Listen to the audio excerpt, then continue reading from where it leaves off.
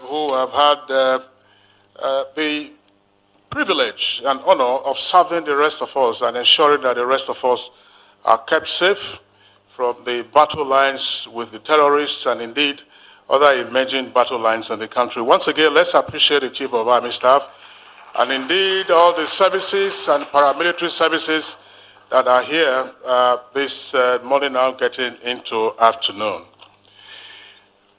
All right, we're now getting into the roundtable discussion proper. And we are going to invite the panelists. We're going to invite the panelists who will be part of this conversation. But of course, there is a chairman for the roundtable, and there is a lead presenter, and then we have the discussants. The chairman for the roundtable is a former Minister of External Affairs. That's what we used to call it at the time, now known as Foreign Affairs, and that was between 1984 and 1985, at the time that General Buhari was also Nigeria's head of state. He's a distinguished scholar, diplomat, and international civil servant. And he's also served as the first Under Secretary General and Special Advisor to the United Nations Secretary General on Africa from 1999 to 2005. And his teaching career at home and abroad has seen him through City University of New York, Ahmadu Bello University in Zaria, Johns Hopkins School of Advanced International Studies, Georgetown University, and Howard University. He is co-chair of the Albright-Gambari Commission, formerly known as the Commission on Global Security, Justice, and Governance, which was set up by the Hague Institute for Global Justice and the Stimson Center to consider new frameworks for collective action on a number of issues, including state fragility, which can often be occasioned by mindless corruption. The chairman is the founder and chair also of the board of directors of the Savannah Center for Diplomacy, Democracy, and Development. In January 2017, he was appointed a member and is currently deputy chairperson of the panel of eminent persons of African Peer Review Mechanism. University administrator, pioneer chancellor of Kwara State University, and indeed a recipient of several honors at home and abroad. At home, he holds the honor of the Commander of the Federal Republic. Ladies and gentlemen, please let's welcome Professor Ibrahim Gambari.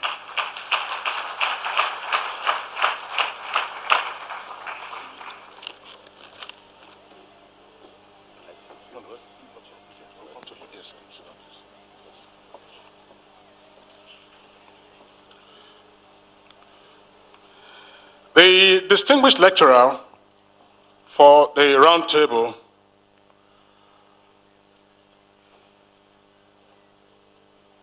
is a polymath who teaches across three disciplines: political science, international relations, and law.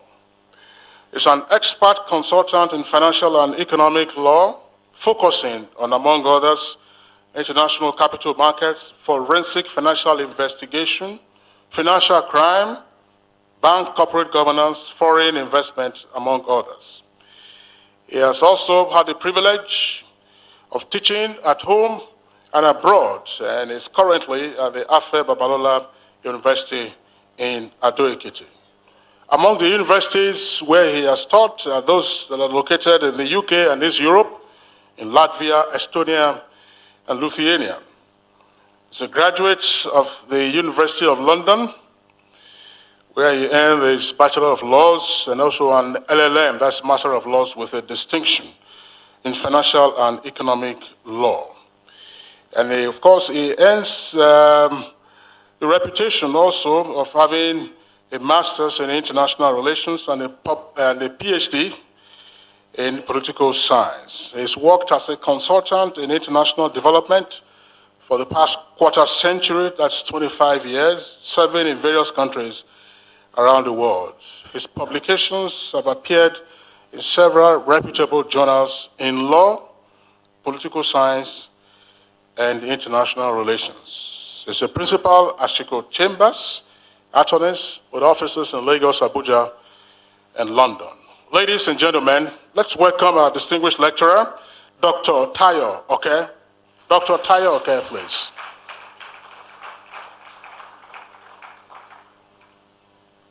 Did he step out? Dr. Tayo Oke? Or maybe he was hiding himself at the rear. I think he's walking his way. Gafara, Gafara. Make way.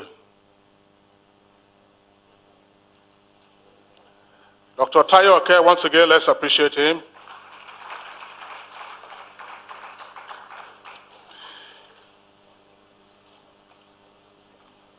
The discussants for the roundtable include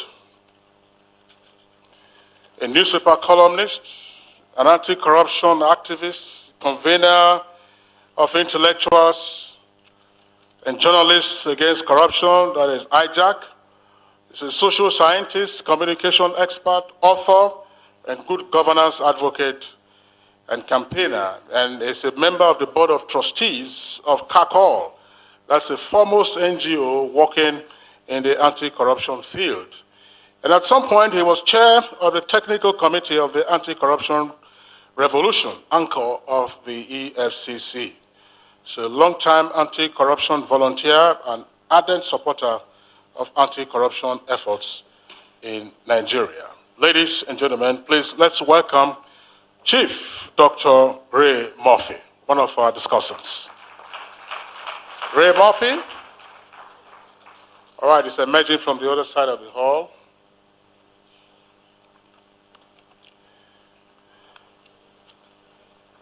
The other discussants include the following. I'm not sure, do we have all of them in the hall? The Reverend David Ugolo, if he's around. David Ugolo. Soji Apampa. Okay, there's the other discussant that we are introducing at this time is the current Deputy Director of the Nigerian Office of MacArthur Foundation, and he earlier worked with the British Council on economic matters as well as natural resources.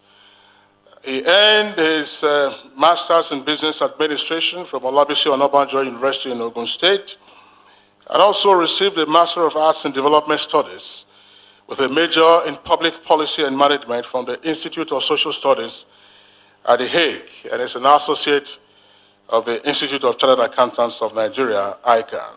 Ladies and gentlemen, please let's welcome Mr. Dayo Olaide. Mr. Olaide, please.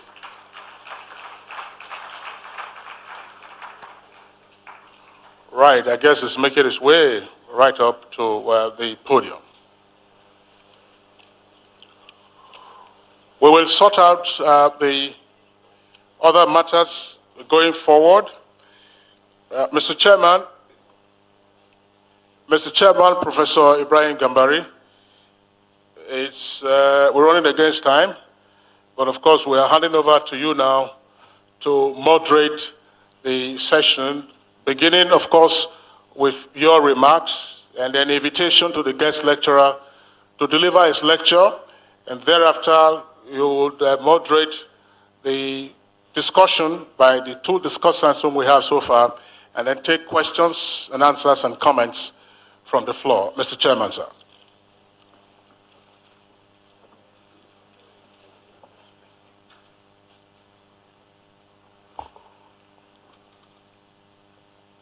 In absentia, the Secretary to the Government of the Federation, Boss Mustafa, the Acting Chairman of the EFCC, my namesake, Ibrahim Magu, the former Chairperson of the EFCC, I can always say my younger sister, Madam Farida Waziri.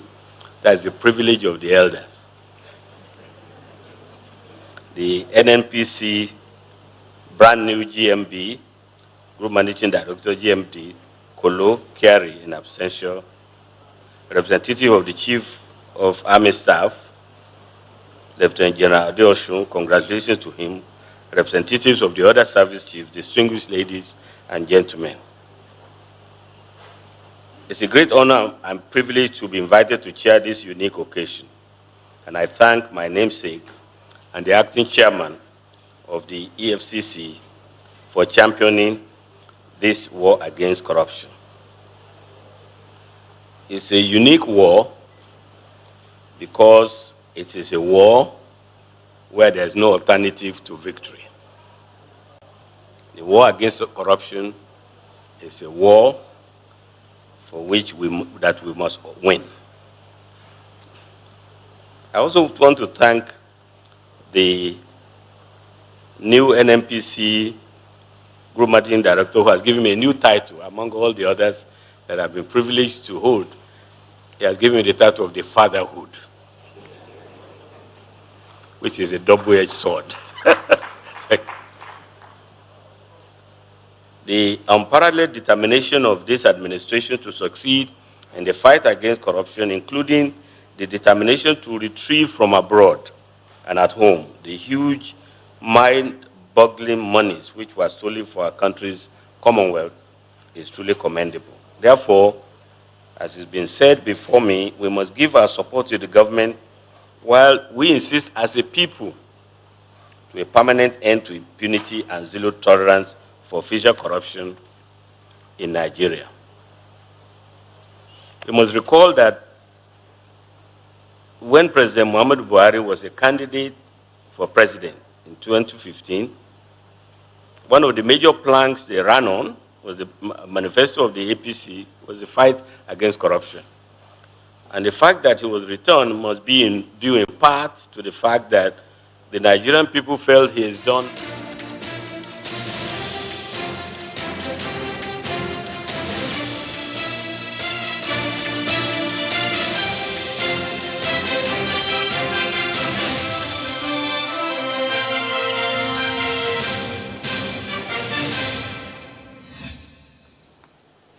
Hello and welcome to the News on the Hour. I'm Chimobi Walter Naji. The Vice President, Professor Yemi Oshibajo, has reassured that the federal government is not resting on its oars at tackling all forms of security situations facing the country headlong. Now, the Vice President stated this during his visit to the palace of the Awujale and paramount ruler of Ijebu land, Oba Sikiru Adetono, and the Akaribo of Remo land, Oba Babatunde Adewale Ajayi, in Shagamu, Ogun State. Now, the Vice President said the consultations will continue, noting that the present administration is committed to ensuring that there is peace and security and that all Nigerians live harmoniously with each other. As the Africa Bishops' Assembly starts, Uganda President Yoweri Museveni has asked them to help address the issues of low productivity and consumption which are hampering development in Africa. The president noted that Christians and people from other religious sects are engaged in low productivity because the problem in families is that they are stuck on 2 points. One, they still live in subsistence farming. They only work for the stomach. And secondly, they don't know how to work both for the stomach and money. And when they try both, they do so without evaluating the profitability of what they are doing. The African Catholic Relates are in Uganda to celebrate 50 years of the Symposium of Episcopal Conferences of Africa and Madagascar, SECAM. Now, SECAM, an association of African Catholic bishops, was launched in Uganda by St. Pope Paul VI during his visit to Africa on July the 31st, 1969 at Rugada Cathedral. Meanwhile, elsewhere, polls have opened in Ukraine with voters electing a new parliament to support President Volodymyr Zelensky. Volodymyr Zelensky became president in a landslide victory in April, but report says he has so far been unable to appoint the ministers he wants. The ex-TV star hopes this election, which he called quickly after being sworn in, will consolidate his power and give a greater mandate for reform. Polls suggest the second most popular party is pro-Russian opposition Platform for Life, and that it's set up to pick votes in the East. However, Mr. Zelensky has ruled out working with it should he need to form a coalition. Meanwhile, reports say a man was stabbed during a fight in central London, where Algeria football fans were celebrating winning the Africa Cup of Nations. Algeria won the tournament on Friday, and fans had congregated in Trafalgar Square for 2 nights in a row to celebrate. The Metropolitan Police said at about midnight, a man in his 20s was taken to hospital with a puncture wound.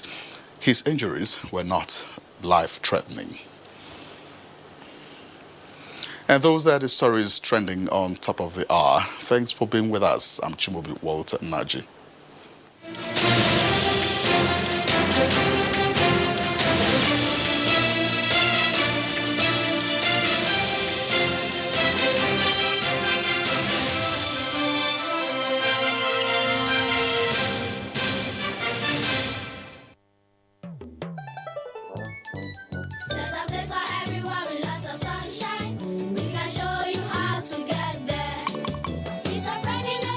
Even with renewed vigor.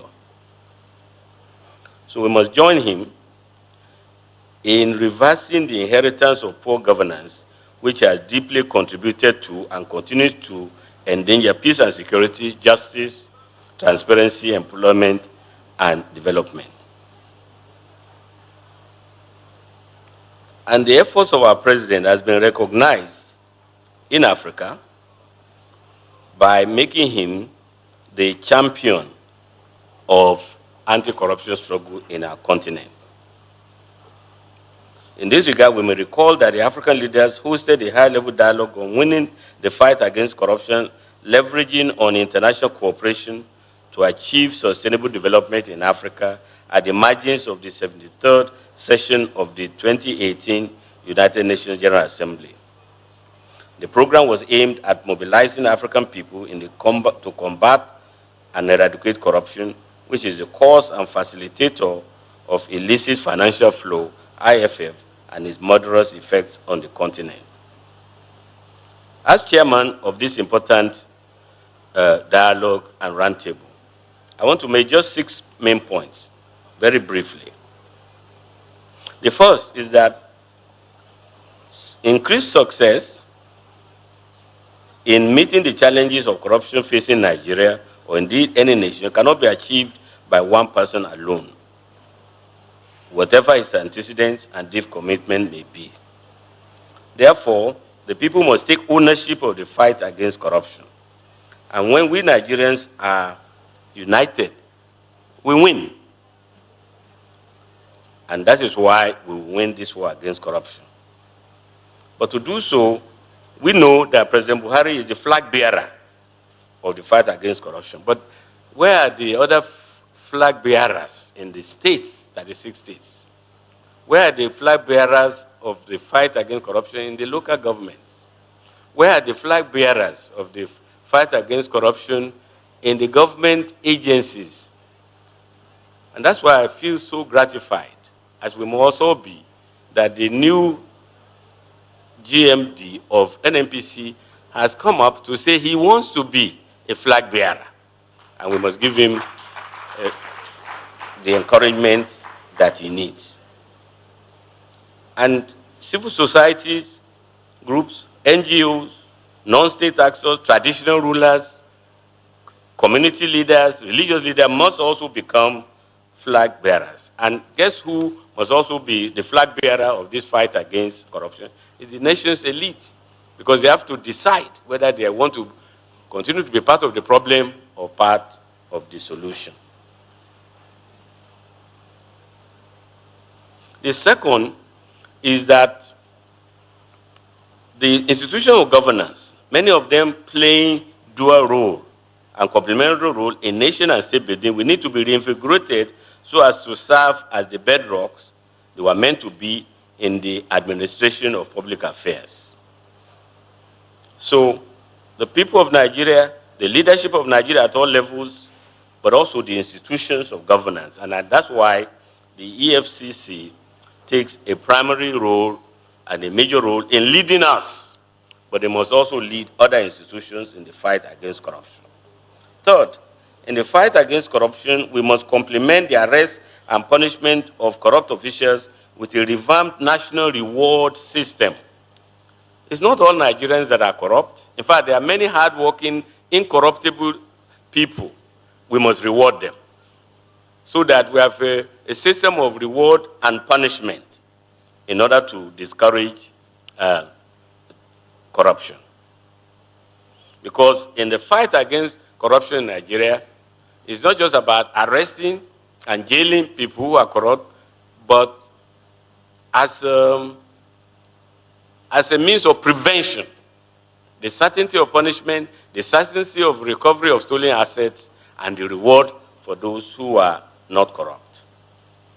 Fourth, in commemorating the third African Anti-Corruption Day, close attention needs to be paid to the measures and steps that will need to be taken to overcome grinding poverty and want among Africans, especially Nigerians. Because the more inequality grows, the scourge of growing youth unemployment, all these are ills, poverty, that we must address as complementary to the fight against corruption. Fifth point, this panel needs to address the issue of the values and norms and customs as a nation and examine factors that promote insatiable anger for wealth and corruption. In this regard, massive and effective campaign strategy should be launched to directly change the perception of the general citizenry to corruption for the purpose of constructing a viable and progressive policy. The idea is that government is there. It belongs to nobody. We have to end it. Government is, in many ways, all of us. I think it was an American president, Harry Truman, who put it. He says, we have a responsibility to act together as a nation, not only for our contemporaries, but also for future generations. A responsibility to preserve resources that belongs to them, as well as to us, and without which none of us can survive. Six, the efforts to locate and repatriate stolen money require aggressive push as well as collaboration with foreign countries. The scale of fraudulent transfer of our resources abroad has been identified in a report of the African Union High-Level Panel on Illicit Financial Flows, headed by the former President Thabo Mbeki of South Africa, and shows that Africa has been losing annually through illicit financial flows. Those monies are more than what the continent receives in development aid. So those governments who are proud to list the amount of money they give to us in aid should also have another index of pride, which is the amount of money they have returned, which have been stolen and deposited in their respective countries.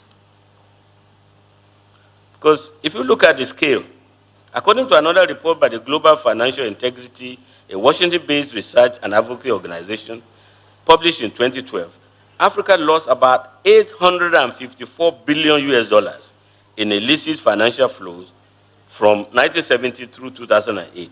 Of this, Nigeria tops 4 other countries with United States dollars 89.5 billion as the highest outflow, followed by Egypt, followed by Morocco, and South Africa.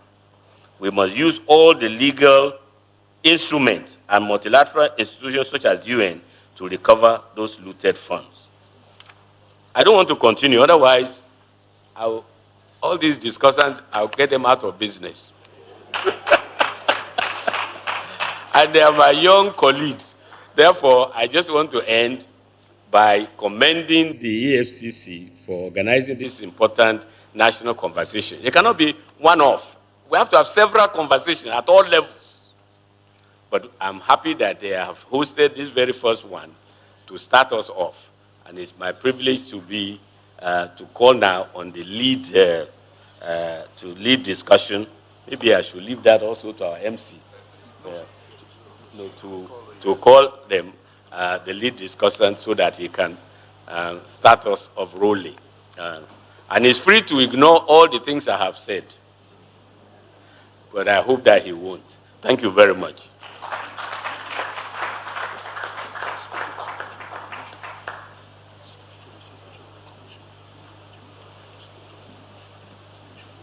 Thank you very much, Mr. Chairman. The Secretary to the Government of the Federation, Mr. Boss Mustafa, the Acting Chairman of the Economic and Financial Commission, Mr. Ibrahim Magu, I'd like to extend my gratitude to you personally for extending this invitation to me to address this distinguished audience today. Mr. Chairman, please permit me to simply stand on all the other established protocols. And before I launch straight into my presentation, please can I just say one or two words about Mr. Chairman for today's occasion. His presence here caught me entirely by surprise because we date back several years, worked across several projects around the world. He is my mentor, my father, my guardian, my everything. I adore him. His presence alone caused me a little bit of destabilization, but I'm trying to recover myself. And let me just mention very quickly, when I wrote my first book in 1999, I enlisted him to write the foreword to the book, which was quaintly entitled Radicalism and Foreign Policy in Nigeria and all the rest of it. And I felt it was appropriate to choose him to write the foreword. But that was met with opera from my left-leaning political colleagues in London at the time, one of whom told me, if you select Professor Gambari to write the foreword, I will never read the book. And I said, why? He said, he's no longer the firebrand that we knew him to be. And I said, but that's because he's a diplomat now. And he said, well, it should still be firebranding. It should still be shouting from the rooftop, even from his position as a diplomat. But in fact, Professor has been consistent with his principles and convictions, but employing a completely different mode of communication within the diplomatic community. Even though he has retired from official responsibility, he obviously has not retired. He's probably even taking more on now than he's ever done before. His commitment to justice and progressive causes has not waned over time. Professor, I salute you. And I'm deeply honored to be sharing this platform with you.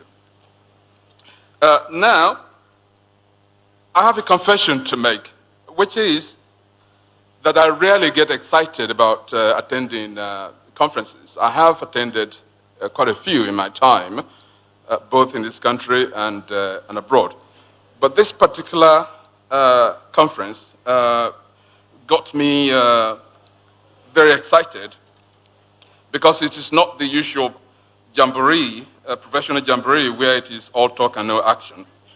When I was given the topic for this paper a few days ago, it made me jump for joy, as it is asking us to address ourselves to solutions, not more diagnosis of the problem. So by that very fact, Mr. Chairman, I'm not going to engage in abstract discussion of financial crime or how terrible and awful it is on the continent. You, all of you sitting here, already know that. It is said that philosophers have interpreted the world. The task is to change it. Consequently, I am going to adhere strictly to the remit of the topic in front of us by making an unconventional proposal on a procedure for asset recovery capable of application across the continent. I'll let you be the judge on how much sense that makes. My proposal hinges on a view of crime and criminal sanction that is understood by us in Africa, but it is largely alien to a Western audience. It is that in respect of the African elite, and I'm referring especially to PEP, otherwise known as politically exposed persons, engaged in corrupt practices aimed at asset stripping the state, criminal prosecution is futile. Why? Unlike many other criminal behavior, corruption and bribery in particular is almost impossible to prove beyond a reasonable doubt, which is the criminal standard for securing a conviction. Very often, the act of bribery is not something that speaks for itself. It requires the prosecution not only to adduce concrete evidence, but more crucially, to make a value judgment on the conduct of the individual involved.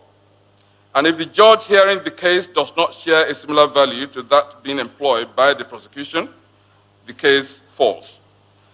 It is unlike what happens in Western jurisdictions, where the jury hears and assesses the evidence before applying a communal value on the conduct of the defendant.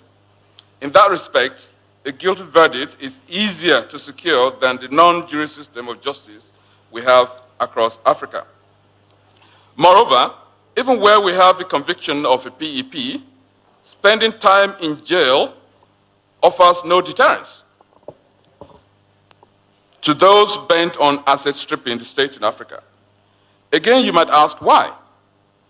Because the typical PEP in Africa values his property far more than he does his liberty.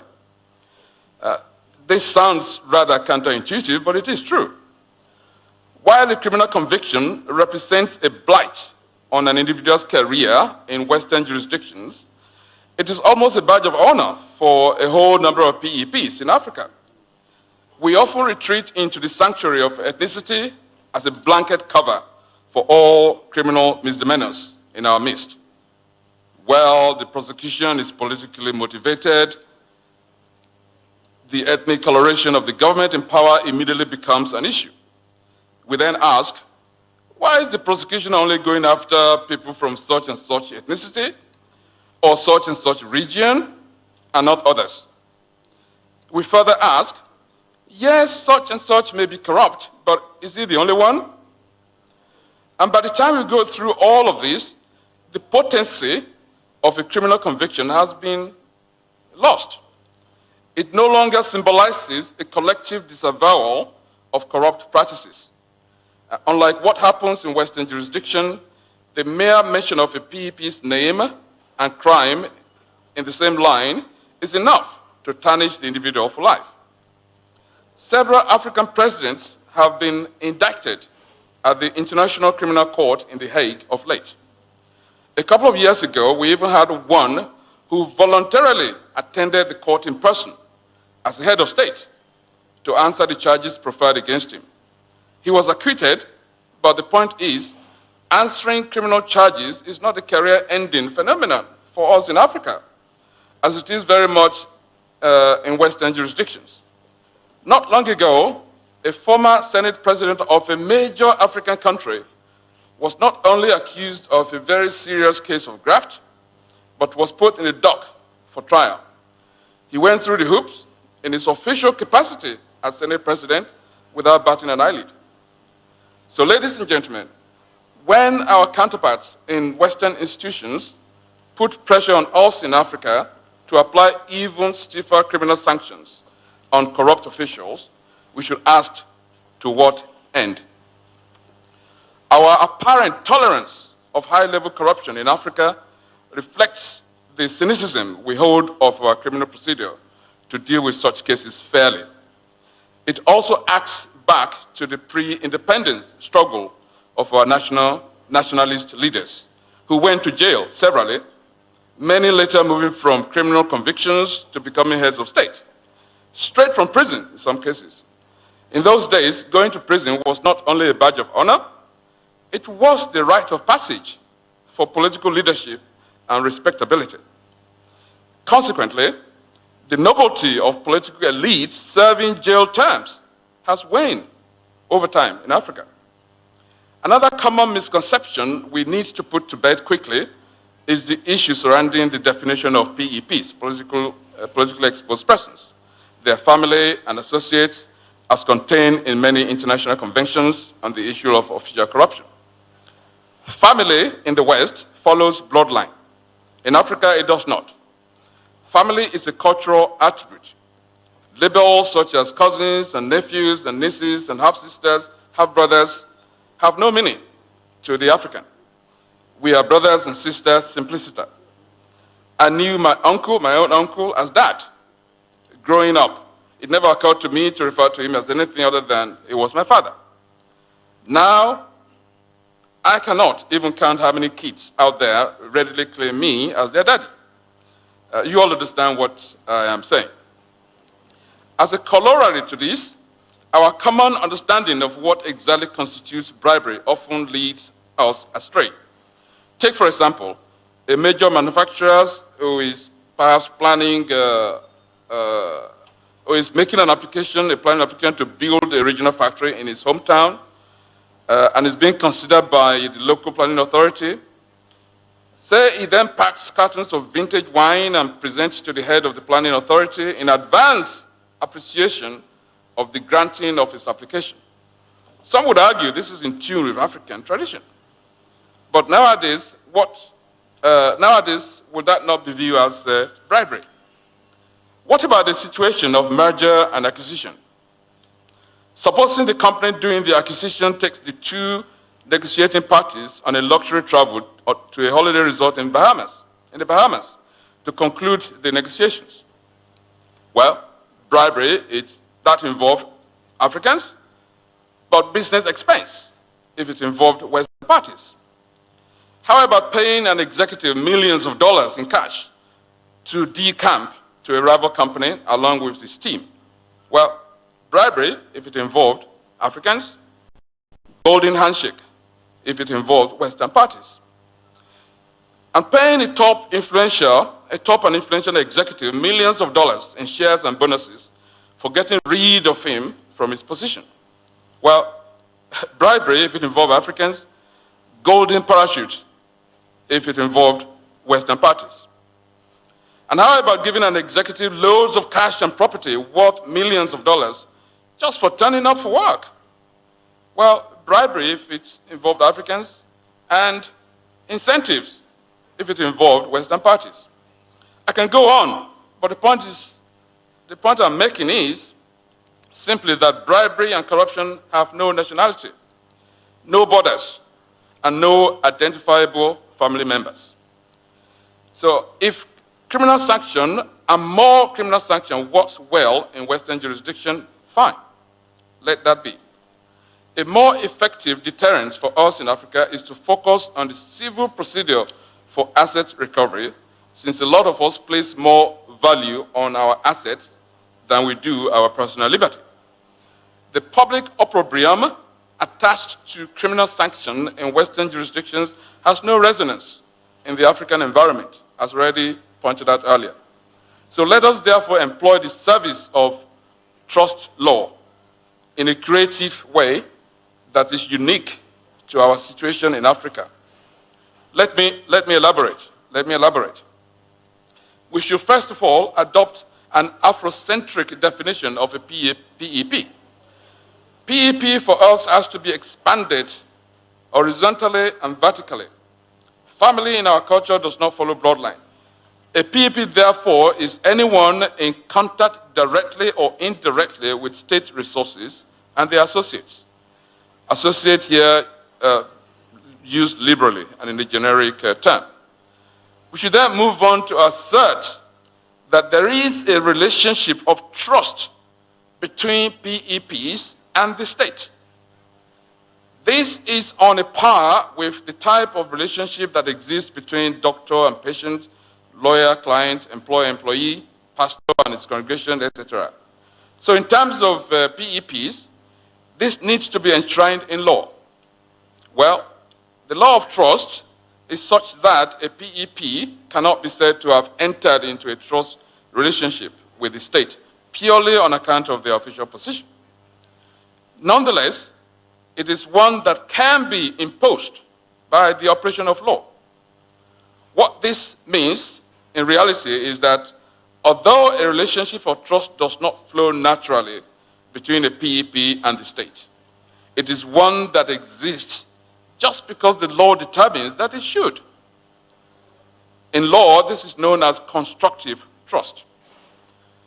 So what society is saying collectively is simply that when it comes to state resources and its handling by PEPs, they ought to do so on the basis of a trust relationship. State resources are to be handled by PEP in their position as fiduciaries, and therefore only act in the interest of the state and never for their own personal benefit. It is not going to be easy because the relationship of a fiduciary is an onerous one. The fiduciary obligation to its beneficiary, in this case the state, is absolute. It is one of loyalty and unflinching devotion. Not even an innocent mistake will protect a fiduciary. He is made to account for any digression, however minor, from his fiduciary obligations. Let me give an illustration of what I'm saying. Say a top-ranking head of a government agency, for instance, is found to have obtained, say, 100 million naira from a government contractor, some of which he has quickly spent on property, shares, and luxury items, the remainder of which he has deposited in the bank account of a fictitious company that he controls. As it stands, a prima facie case of an inappropriate behavior contrary to his fiduciary obligations is there for us to see. All an anti-corruption agency needs to do is simply tap him on the shoulder, show him the evidence of the money he has received from the contractor, and ask him to account for it. There is no burden of proof on the anti-corruption agency to be discharged. There is no presumption of innocence of a crime. There is no proving beyond a reasonable doubt. It is a civil procedure. He, the top official, has the duty to render a complete account of the money. Whatever label we put on the money he received, bribe, kickback, compensation for trouble, thank you gesture, extra gratia payment, whatever, that is irrelevant. It is money that ought to have been handed over to the state the moment it was received. The portion of the money deposited in a bank account can be clawed back immediately.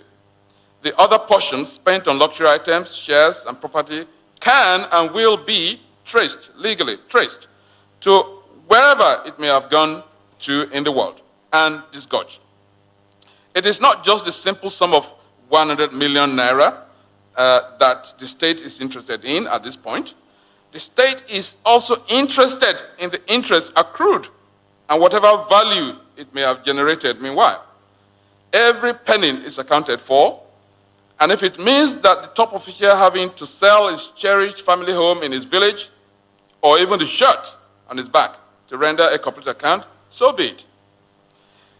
The main weakness, I'm told, that I know of the current civil forfeiture regime is that it requires a predicate criminal offense to have been committed first.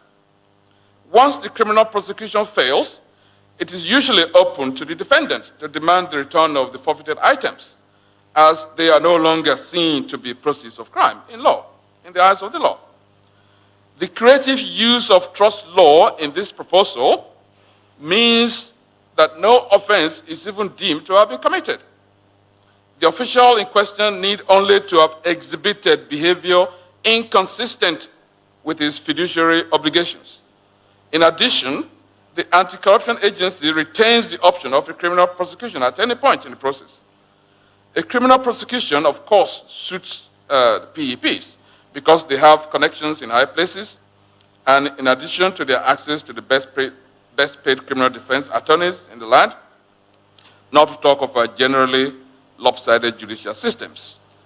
The question being asked mostly by colleagues in the West is that this type of civil remedy option is somewhat draconian, and it looks like an attempt to circumvent the safeguards provided by criminal procedure. What I say to them is simply this: you think civil remedy proposed here is draconian? Then why not try being a prosecutor in Africa? Even if it is indeed draconian, ladies and gentlemen, we have little time to waste on botched prosecutions and everlasting adjournments. Desperate times demand desperate measures. Our gathering here today is a testament to our collective will to tackle the seemingly intractable problem of asset recovery, hidden away on our shores and beyond.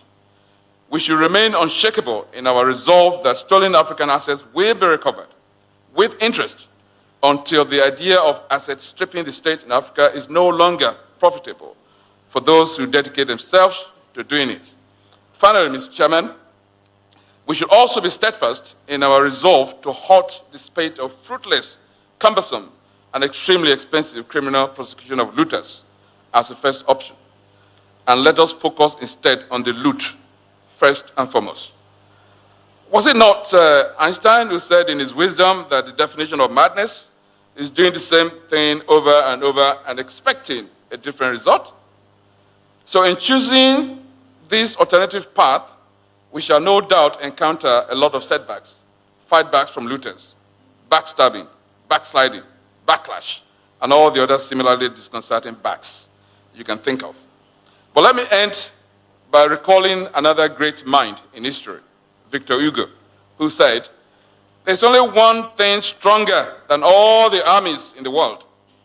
That is an idea whose time has come." I rest my case. Thank you very much, Mr. Chairman, and thank you very much for listening.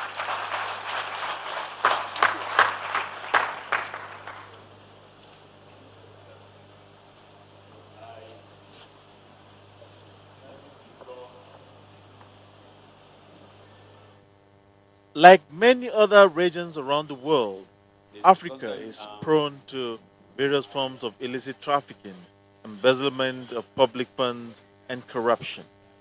The growing sophistication of criminal networks, combined with insufficient resources and expertise of investigators, are some of the many reasons and obstacles that make it difficult to quell this financial crime.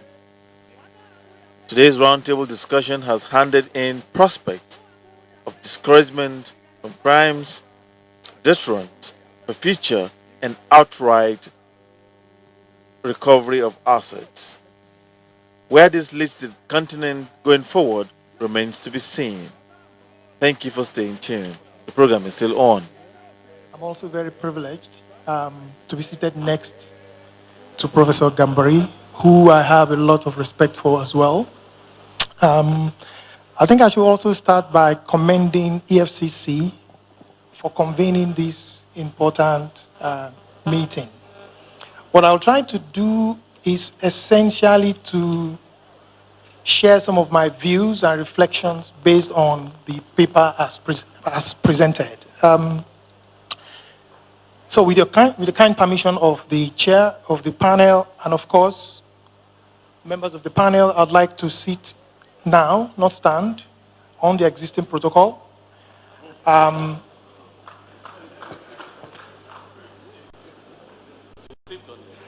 Yes, sir.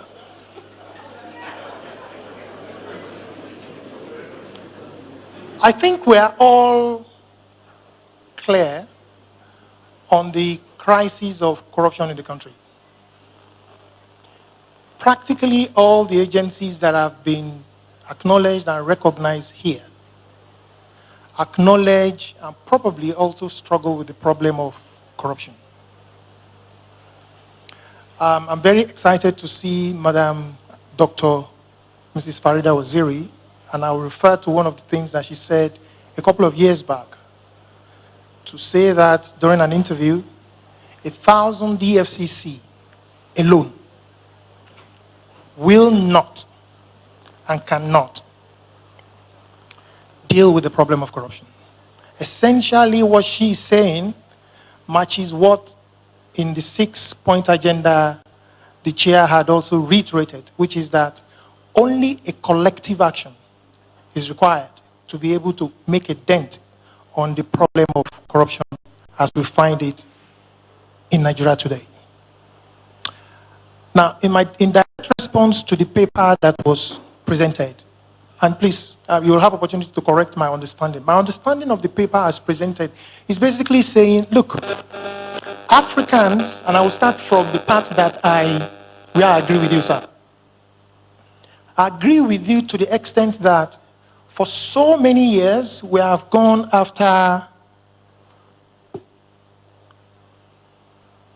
the corrupt persons, the corrupt people, and we have not succeeded. And therefore, it is time for us to rethink our strategy and begin to go after the corrupt proceeds. I totally agree with that. I totally agree with your point that we also need to find an Africa-centric methodology, however you choose to disaggregate that, for us to be able to deal with this problem. But I think that my first reaction to that conclusion is the fact that even as Africa, we are part of a global world. And therefore, in finding Africa-centric solutions to our problems, we need to acknowledge the commitments and the responsibilities that we also owe to the rest of the world. An approach that we may call African-centric, but which violates the fundamental rights of any persons everywhere. I think we can already predict what will likely be the reaction of the world. So, for purposes of illustration, and I'm sure 80% of those in this room will agree with me, democracy has not worked for the majority of Nigerians. But we cannot, for that reason, say that we should dispense with democracy and find something else to replace democracy. In spite of all its challenges and all its deficits, globally, there is an acknowledgement that democracy is probably the best form of government. Therefore, in my opinion, my first reaction will be that any anti-corruption regime that fails to cover prevention, prosecution, and recovery is just a non-starter. Therefore, my addition to what you are proposing here, sir, will be that even as we go after the criminal proceeds, we must as well pay and continue to pay attention to the strategies and the structures and the institutions that help us to be able to, in the first place, stop corruption or prevent it, prosecute those who are corrupt, and then as well also recover stolen assets. I think that is very fundamental. The second point, which is related to that, is in the US, I just did a quick search. In the US, almost 90 to 95% of criminal cases are plea bargained. In this part of the country, or this part of the world, plea bargain remains alien to us, in spite of the possible benefit that it can bring to the fight against corruption in this part of the world. So as we think about the fight against corruption, I think one of the things that government and in fact the entire community fighting against corruption must come to the common understanding and begin to interrogate further how we can better use plea bargaining, because it ties to what you are proposing. What plea bargaining simply says is, look, you have done this. If we have to go the whole hog, it may take us this time, but you are likely to end up spending a lifetime in a jail. But if you will return the monies that have been stolen, we will let you go. Or even if you will return an X amount or X percentage of what has been stolen, we will let you go. But again, I then ask, how much of the infrastructures that we need to be able to have a functional plea bargain is in place in Nigeria? One of the reasons why 95% of the cases can be settled plea bargain in the US will be that they trust that the legal system is strong enough. They trust that the institutions have the capacity, and they also have the temperament to monitor you, to follow you, to trace you. So it becomes extremely difficult. In fact, you are likely to even say to yourself, I think it's likely in my best interest to actually enter into a plea bargain. In the case of Nigeria, it's not exactly the case. A recent report that was released by SERAP, Socioeconomic Rights Accountability Project, identified that 80% of high-profile cases that have failed is due to reasons associated with our judicial system. Gag laws that are released by the courts, non-compliance with the Administration of Criminal Justice Act. So, we are not going to introduce a system that completely ignores and is operating aside these challenges that we have. Therefore, my conclusion will be that in introducing what you have proposed, sir, and in strengthening plea bargain as an important part of our laws, the weaknesses that we have in the administration of criminal justice system in the country will remain relevant to it, and therefore we must continue to pay attention to it. One last comment, sir. In a lot of African states, you ask the question, who are the biggest beneficiaries of the corruption enterprise in the country, in the continent? They are the same political leaders at the forefront or the vanguard of the fight against corruption. Part of the reason why the laws, domestic laws, continue to fail is because they can quite easily politicize the fight against corruption and therefore find escape routes. So my own final submission will be that something similar to the International Criminal Court system that is available to complement and to reinforce the fight against corruption is what the continent needs. Something that makes it difficult for corrupt or those you refer to as politically exposed persons to find any form of safe haven in any part of Africa. I think that is the very fundamental starting point that we need to pay attention to. If they escape domestic laws, there is an international or continental law or continental court that is able to go after them, recover the assets, and make it difficult for them to find any safe haven wherever they may hide. I thank you very much.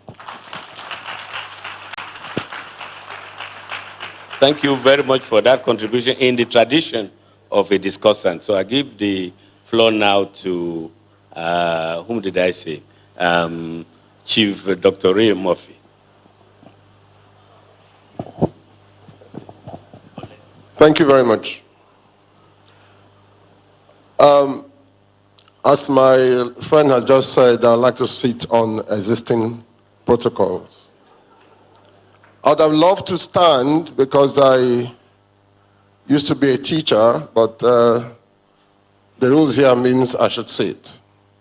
Having said that, I'd like to point you to the current motto of the EFCC, which says, "Together against corruption." We cannot allow corruption to become a duty of the EFCC, the anti-corruption effort to become a duty of the EFCC or of the ICPC or of the armed forces. We cannot, because corruption has become such a cankerworm in society that it is absolutely necessary that we all own that effort. And that is the issue of our values. What are our value systems? Why is it that we find it a little bit easy to condone corruption and very difficult to condone petty theft? We lynch people that have stolen phones, and we salute our people that have stolen hundreds and hundreds of millions. The simple fact is that we should begin to ask ourselves, have we begun to actually transit from hostility to governance to ownership of governance? In our local societies, in our villages, we know that no man can own the stream and no man can own the market. We all know that. And the stream is our collective, just as government is our collective. The market is our collective, just as CBN is our collective and NNPC is our collective. How come we do not have the same kind of ownership that allows us to insist that anybody who is dealing with the stream or dealing with NNPC must deal with it with a collective communal consciousness? There is a reason why the EFCC and other agencies should look carefully at the concept of communicating corruption properly in the context of the citizenry. Having said that, one of the reasons why corruption seems to stagnate, prosecutions and recovery, is like, as the last person said, the politically active, what you call politically exposed persons, who are at the apex of society, are the ones who are mainly corrupt. Let's call that spade a spade. They own the corruption. They own the instruments of coercion. And it's very dangerous to have those two concentrated in the same sector of persons. I'd like to disagree with Dr. K on the matter of prosecution. First of all, the assets, the funds, the process of corruption is the very fuel that fuels more corruption. So the first and most important thing is confiscation and recovery. That is a given. Because you cannot leave me, assuming I were a thief or a corrupt person, and then you leave me the capacity to be more corrupt because I have all the funds in me with me. So the first thing is we must look at recovery. Without jailing, without prosecution, how do we stigmatize corruption? Stigmatizing corruption can only be achieved by convictions. When you convict people, you shame them. We call it naming and shaming. But this time, the judicial process has shamed, has named, therefore can shame. We cannot ever envisage a process that says, just give me what you took and go to your house. That will make a nonsense of everything we know about punishment and reward systems in society. In sociology, it is very clear that all biological organisms move towards rewards and move away from pain. So we should use convictions and enforcement of those convictions as punishment so that people move away from corruption. Now, one of the reasons why it's difficult for African countries to come together to pursue singular objectives such as this is, first of all, our colonial heritage. There are different jurisdictions with different philosophies. Again, I look at African society, all of Africa, we are victims of corruption. Because most of what is taken out of Africa, as Professor Gambari has eminently said, is taken out of Africa. I don't see people taking money from Nigeria to Ghana. If it goes to Ghana, it's maybe 0.5% of what is taken out. I don't see people taking money from here to Gambia. All of Africa is a victim of corruption. All of us in Africa are victims of corruption. And then the political leadership of Europe and the Americas, in giving this lip service against corruption, receive through their banking systems these billions of naira taken from Africa. Therefore, it becomes necessary for us as a continent to develop a capacity to insist that those monies taken out of Africa be returned to Africa. Beyond that, we all know that asset stripping cannot occur except there are receivers of stolen goods. We are suffering in Africa because people take out these resources and there are people who are willing to receive them. I am sitting here with a long experience on this effort. And the major factor is the fact that the judicial processes has not allowed for speedy conviction of individuals.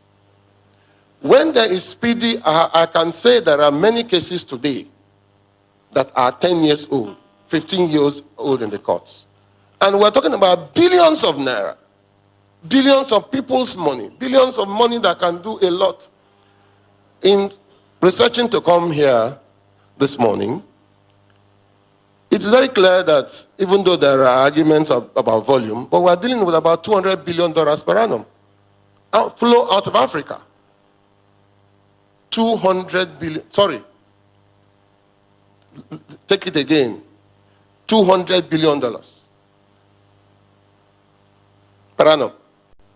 By 2002, it was calculated at 150 billion. By 2002.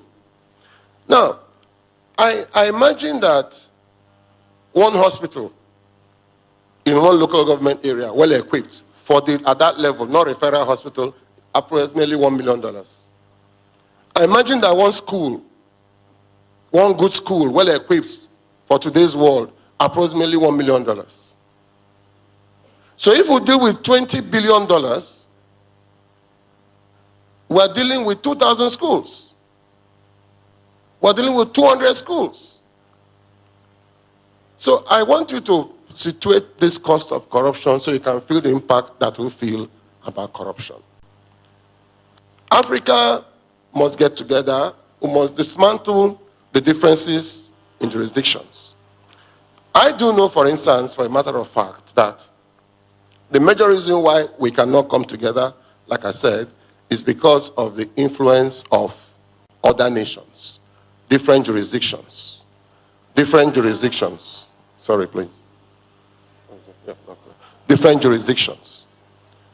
So, going forward, value system change, support to the anti-corruption agencies, support to the anti-corruption agencies.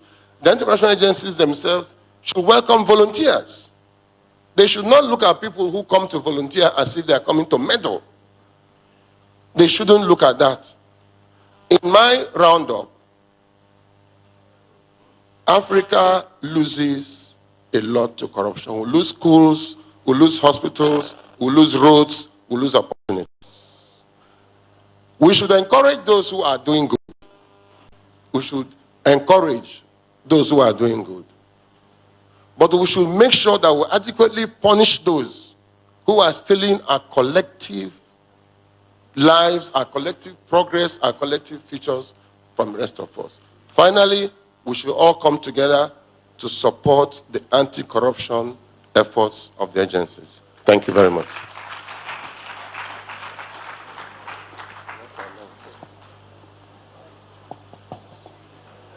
Sir? Okay.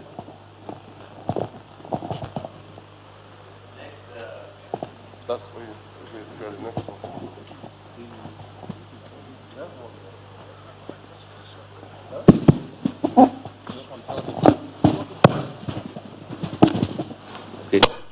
The next speaker is Mr. Soji Akpampa, who will be followed as our last discussant, Mr. Olariwaju Suraj. And in order to allow time for discussion, I'm only giving them 10 minutes or less. So you get an award, the Gambari Award, if you have less than 10 minutes.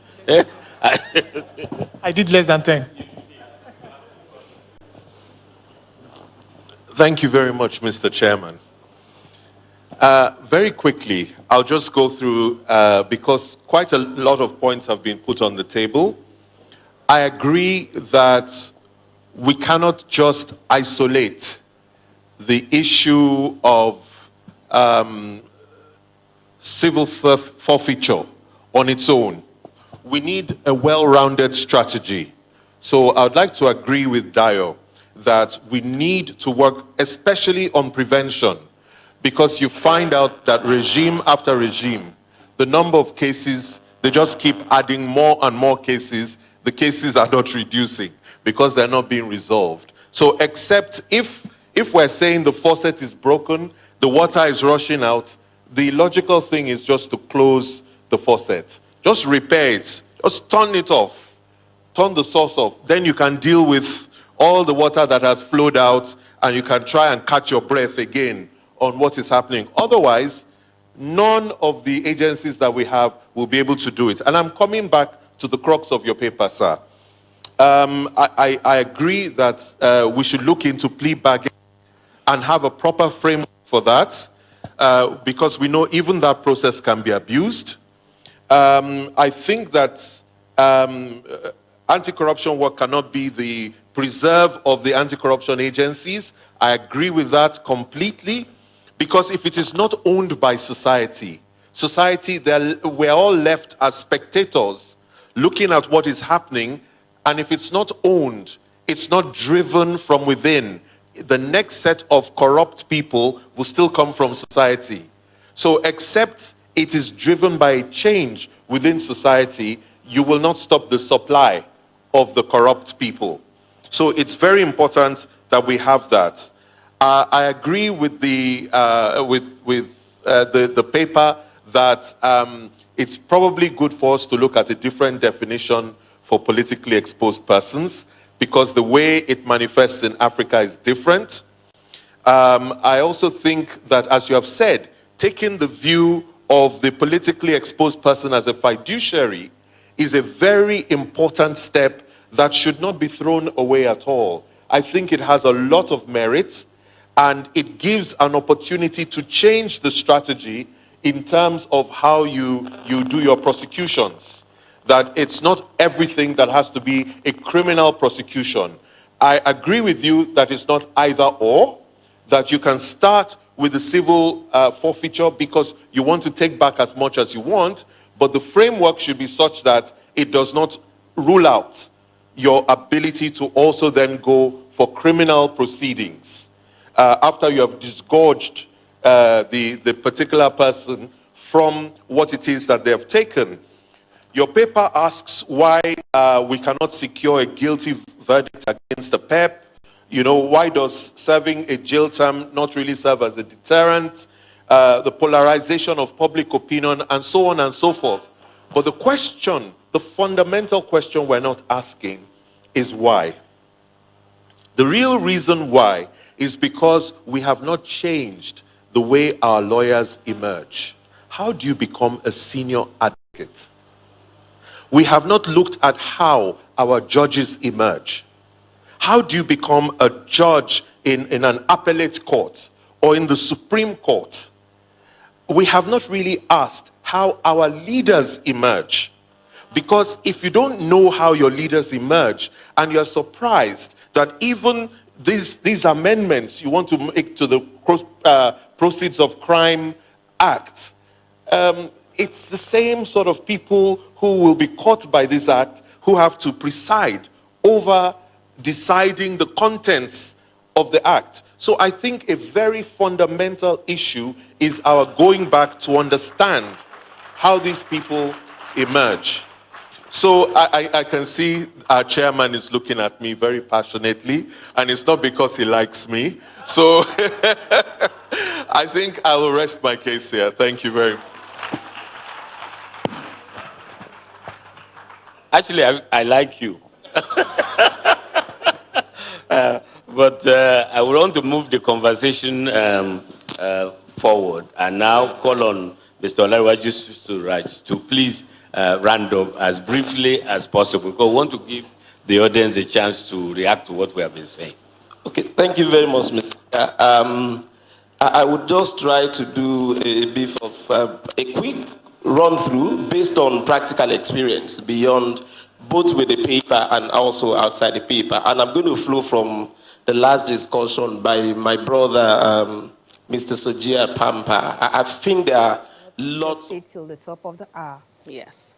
But before we go on and on in excitement, of course, we have beauty tips with Debbie. And it's something people are concerned about, whether you're a man, a woman. We're talking about, pigmentation.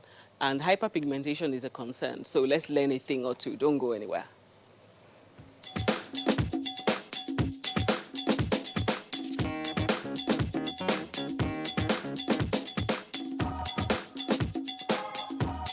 Hello viewers, welcome again to Beauty Tip segment on your weekend. My name is Debbie Okokon and I'm here to discuss with you and talk about some beauty tips. Last week we talked about melanin production. The topic was all about the causes of hyperpigmentation on the body. And I said what causes hyperpigmentation on our body is as a result of an even distribution of melanin.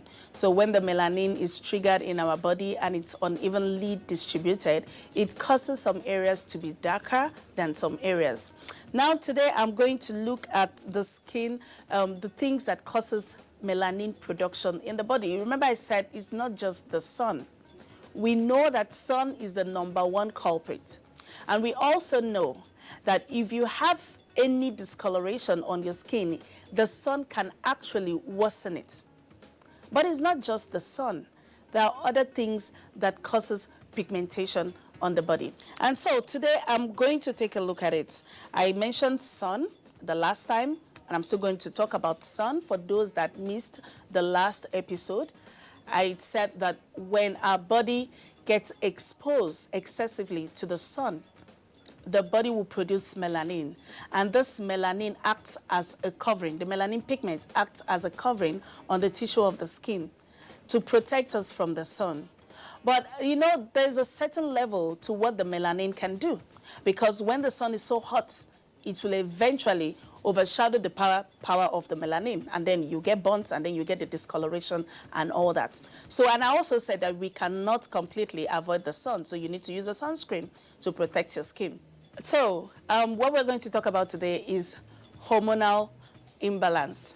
Hormonal imbalance is one of the culprits of hyperpigmentation in the body, especially in women.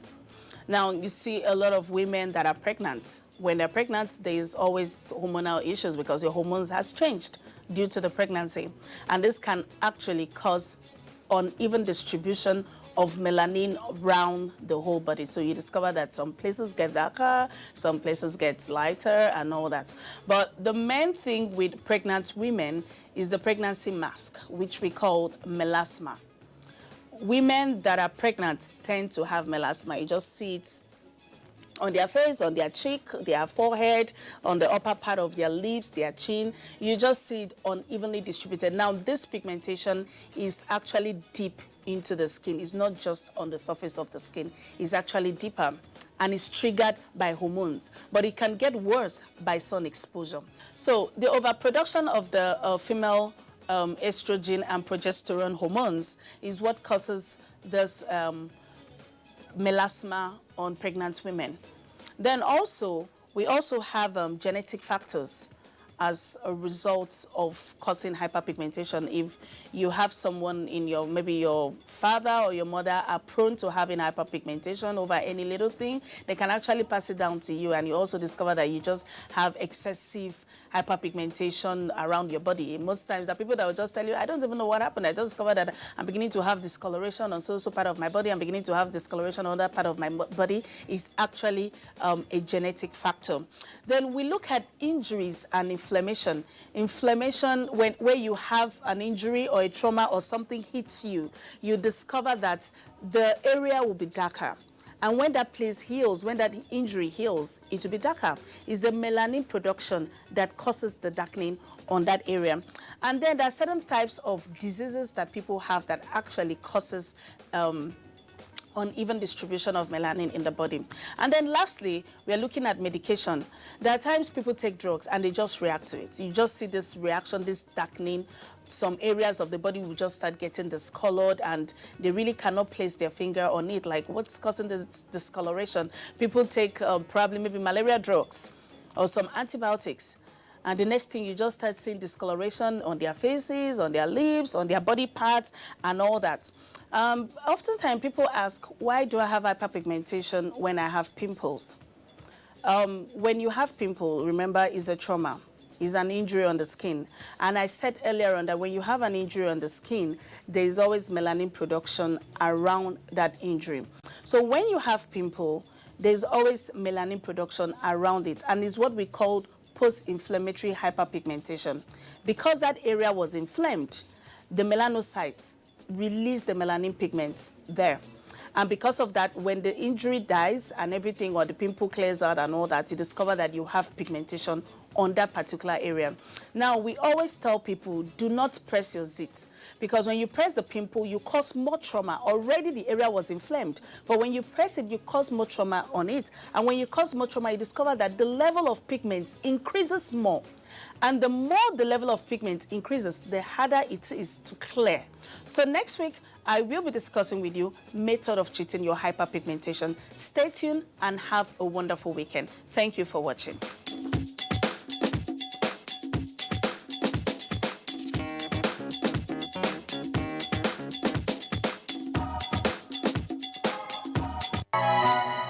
See cocoa, see rubber, oil dey for ground. Better vegetation where money no fit buy. See culture, see people, people with a sound. Giant of Africa, nation is our pride. Though tongues are many, we still remain united. She says it's a no-no, right? Yeah, I know some people who just enjoy seeing it on your face and they just want to go and bust it. I was going to say that how many people are guilty? I used to be until I try. Like, I know there's one rearing up its head here. Just stay there. I'm going to ignore you.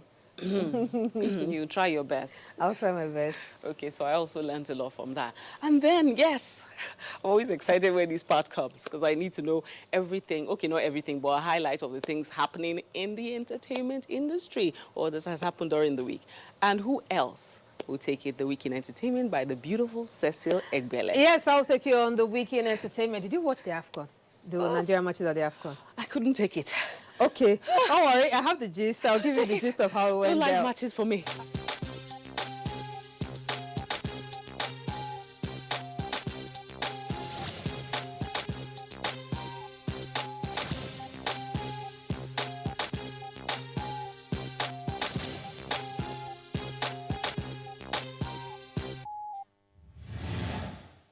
Yeah, this is the Week in Entertainment on your weekend. We start from the AFCON. Call it the finals before the finals, and you may not be far from it. The Super Eagles of Nigeria have won the bronze medal of the 2019 African Cup of Nations after beating Tunisia 1-0 at the Al Salam Stadium in Cairo, Egypt. This is the 8th bronze medal for Nigeria in the African Cup of Nations, becoming the team with the most third-place triumphs. Odion Igalo got the goal in the 3rd minute, making him the current highest goal scorer of the competition. Still talking sports, Mikel Obi has confirmed he's no longer a part of the Super Eagles team. The former captain made this announcement through his Instagram page. Announcing his exit, Mikel said, "Egypt is a country where I started and finished my national career. In 2006, I played my first official championship for my country. 2019 African Cup of Nations marked my last championship for the national team with the Super Eagles. My national career started in 2003 with the Under-17 World Cup, and I'm grateful for the national team for placing me on the world arena and giving me an opportunity to show my skill, and I have an incredible national and international career. At the age of 32, it is time for me to retire from the national team and let the youth take over. They've done an amazing job so far, securing a bronze medal at the AFCON 2019. Mikel, we shall miss you at the national team." Embattled singer R. Kelly has been held without bond at a recent hearing in a federal court in Chicago after he pleaded not guilty to 13 federal charges, including child pornography and obstruction of justice. The 52-year-old was accused of 1 count of conspiracy to receive child pornography, 2 counts of receiving child pornography, 4 counts of producing child pornography, 5 counts of enticement of a minor to engage in criminal sexual activity, and 1 count of conspiracy to obstruct justice, court document shows. This comes days after R. Kelly was arrested in Chicago on 2 separate federal grand jury indictments in Illinois and New York. The singer is being held in a federal metropolitan correctional center in Chicago. Johnny Clegg, the musician and singer, known for playing his music in defiance of apartheid policies in South Africa, has died after a 4-year battle with pancreatic cancer. Clegg died at his family home in Johannesburg, South Africa on Tuesday, July 16, at the age of 66. His manager, Roddy Quinn, has confirmed it is extremely tough for his family, and we ask the media and the public to respect them and their privacy at this time. For everyone, it is devastating, Quinn said. Before his death, the activist co-founded 2 interracial bands. His music, which was influenced by Zulu and folk harmonies, was described as groundbreaking during the apartheid era, and it gained him international renown and the nickname White Zulu. May so rest in peace. The nomination list for the 2019 Primetime Emmy Awards, scheduled to take place on September 22, is out. And of course, our favorite television series, Game of Thrones, made the list. Game of Thrones' final season went from becoming one of the most watched TV series in the world to getting 32 Emmy nominations, breaking a long-standing record set by NYPD Blue for the most nominations for a single season. Emilia Clarke and Kit Harington got nominated in the Best Actor and Actress category, while 8 other Throne cast members swept the board in the supporting and guest acting categories. Netflix's highest-watched 4-part series, When They See Us, earned the most nominations for the streaming giants with a whopping 16 nods, including Outstanding Limited Series. Game of Thrones fans, congratulations. And lastly, on the weekend entertainment, couple of Nigerian big names in the music industry have been featured in Beyonce's recent project, Lion King, The Gift. Techno, Yemi Alade, Mr. Easy, Burna Boy, Wizkid, Tiwa Savage, Shatta Wale are all featured in her new project. The album has about 14 tracks and also features big league acts such as Jay-Z, Childish Gambino, Kendrick Lamar, and Pharrell. Beyonce revealed the album list, also announcing the album was inspired by Lion King, the movie. The soundtrack is a love letter to Africa, Beyonce says. I want to make sure we found the best talent from Africa, not just use some of the sounds and do my interpretation of it.